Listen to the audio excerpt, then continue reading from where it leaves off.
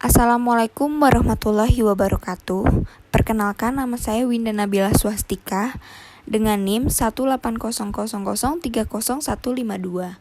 Di sini saya dan teman saya akan membahas tentang teori komunikasi akomodasi.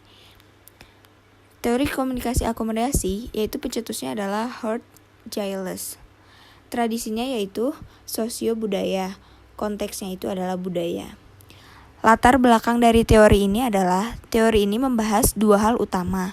Yang pertama, perubahan perilaku yang dilakukan orang untuk menyelaraskan komunikasi mereka dengan lawan bicaranya.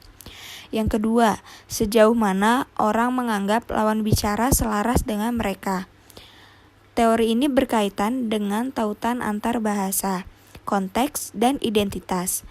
Fokusnya adalah pada faktor antar kelompok dan antar pribadi yang mengarah pada akomodasi penerimaan, serta cara-cara yang mempengaruhi kekuasaan, konteks makro dan mikro yang mempengaruhi perilaku komunikasi.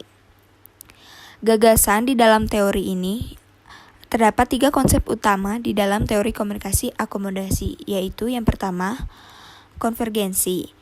Giles, Nicholas Kaplan and Justin Kaplan pada tahun 1991 mendefinisikan konvergensi, pergabungan atau pemaduan, sebagai strategi di mana individu menyesuaikan diri dengan perilaku komunikatif masing-masing.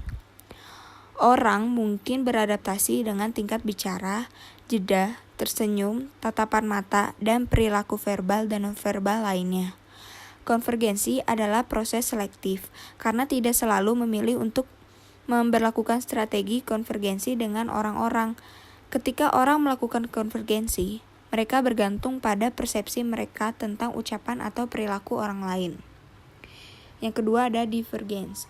Akomodasi adalah proses opsional di mana dua komunikator memutuskan untuk mengakomodasikan, melakukan atau tidak. Divergensi terjadi ketika tidak ada upaya untuk menunjukkan kesamaan di antara pembicara. Dengan kata lain, dua orang berbicara satu sama lain tanpa memperdulikan satu sama lainnya.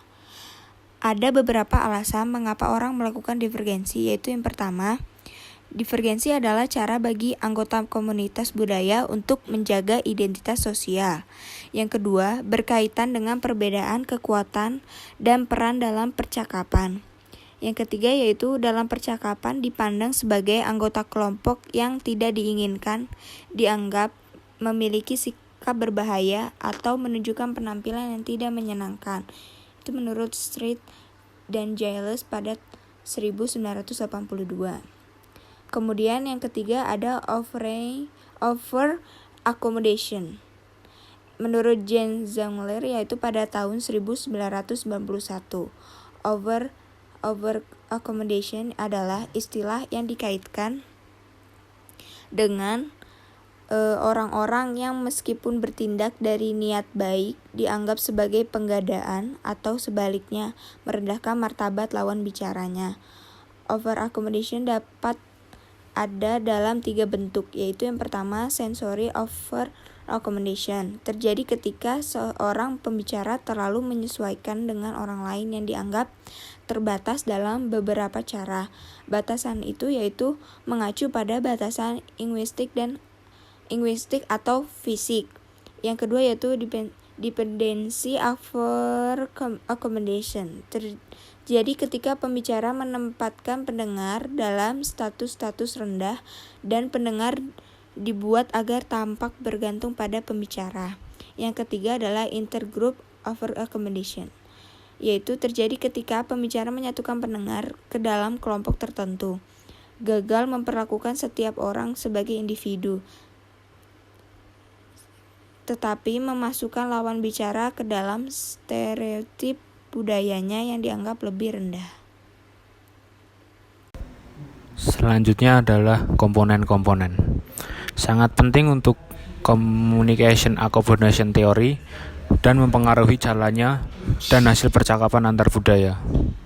Yang pertama, socio-historical context, yaitu mengacu pada cara-cara yang interaksi masa lalu atau kelompok komunikator yang mempengaruhi perilaku komunikasi komunikator. Yang kedua, ada accommodative orientation, mengacu pada kecenderungan komunikator untuk mempersepsikan pertemuan dengan anggota kelompok dalam istilah interpersonal, istilah antar kelompok, atau kombinasi keduanya. Ada 3 faktor penting di orientasi akomodasi, yaitu yang pertama, interpersonal, misalnya kepribadian dalam pembicara. Yang kedua ada antar kelompok, misalnya penilaian komunikator terhadap kelompok di luar darinya. Yang ketiga, orientasi awal, contohnya misalnya potensi konflik yang dirasakannya. Yang ketiga yaitu immediate situation. Pada saat komunikasi aktual terjadi, terbentuk atas 5 aspek. Yang pertama, keadaan sosiopsikologisnya. Yang kedua, tujuan dan fokus yang dituju, misalnya motivasi dan tujuan pertemuan. Yang ketiga, ada strategi sosiolinguistik, misalnya konvergensi atau divergensi. Yang keempat, ada perilaku dan taktik, misalnya topik dan aksen. Dan yang terakhir adalah pelabelan dan atribusi. Yang terakhir bagian dari komponen-komponen yaitu evaluation and future intention, berkaitan bagaimana komunikator memandang perilaku mitra percakapan mereka dan pengaruhnya terhadap pertemuan di masa depan antara kedua kelompok. Berikutnya, asumsi teori. Perbincangan dan kesamaan perilaku, termasuk ketidaksamaannya, ada dalam semua percakapan. Asumsi pertama, bahwa ada kesamaan dan ketidaksamaan antara komunikator dalam percakapan. Pengalaman masa lalu membentuk bidang pengalaman seseorang baik dalam perbincangan maupun perilaku. Orang membawanya ke dalam percakapan. West and Turner tahun 2009. Semakin mirip sikap kepercayaan kita terhadap orang lain, semakin kita tertarik dan mengakomodasikan yang lain. Cara kita memandang ucapan dan perilaku orang lain akan menentukan bagaimana kita mengevaluasi sebuah percakapan. Asumsi kedua, berdasarkan pada persepsi dan evaluasi. Persepsi adalah proses menghadiri dan menafsirkan sebuah pesan, sedangkan evaluasi adalah proses menilai sesuatu percakapan. Motivasi juga merupakan bagian penting dari proses persepsi dan evaluasi dalam CAT.